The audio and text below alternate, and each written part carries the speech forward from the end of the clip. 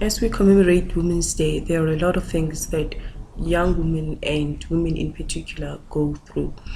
We are post 1956, post the apartheid era, into democracy. Women are still faced with a lot of challenges, and I feel as if our rights as the human race are still not taken into consideration or are still not respected. And there are a lot of factors that contribute to why our rights are not respected. We are still seen as subordinates or inferior beings in South Africa. For example, religion, tradition, cultural expectations are the main role players that affect women. You know, when you look at the history of religion, it's always said a woman must be a subordinate, you must be submissive.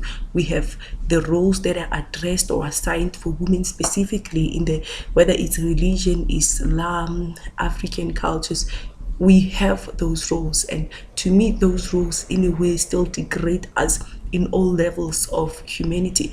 Although I'm a religious woman, but I feel as if religion plays a pivotal role in administering sexism, discrimination, inferiority complex amongst young women and women in particular. And also as an African woman, I'd say that tradition plays a pivotal role in dictating how women should act, should behave, and what are the roles of married women, young women, girls. For example, growing up, I was always told that if you can iron, if you can clean, if you can cook, how will you be able to look after your husband? So young girls are always trained and conditioned to inferiority roles in the households, which for me keep them like that forever.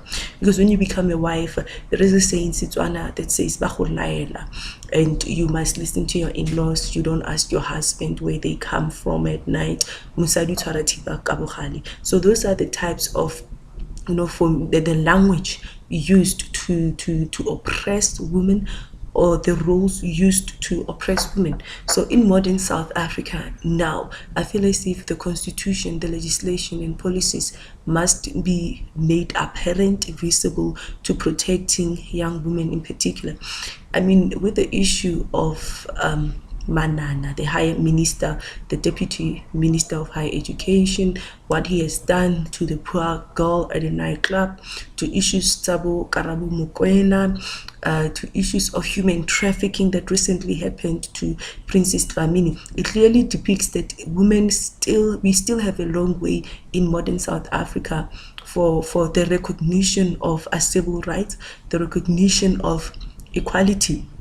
We're still faced with issues such as inadequate education, maternal health, poverty, gender-based violence, sexism, discrimination, sexual assaults, and all of those things. So because of our religion, our cultures, our tradition, the society and the culture of society, there is still things that need to be cleared in order for people to understand that women are human, and we should not always associate women with inferiority or being an object of their men. Women are assessive thinkers, they are opinionated, they have skill. My gender shouldn't be seen as a disability. Just because I'm female, it must be recognized that I am a human, fully functional human being with emotions, with potential, with ability, and with decision-making skills. So let's celebrate Women's Month and always remember that women are human. We deserve the same rights, the same treatment as our male counterpart.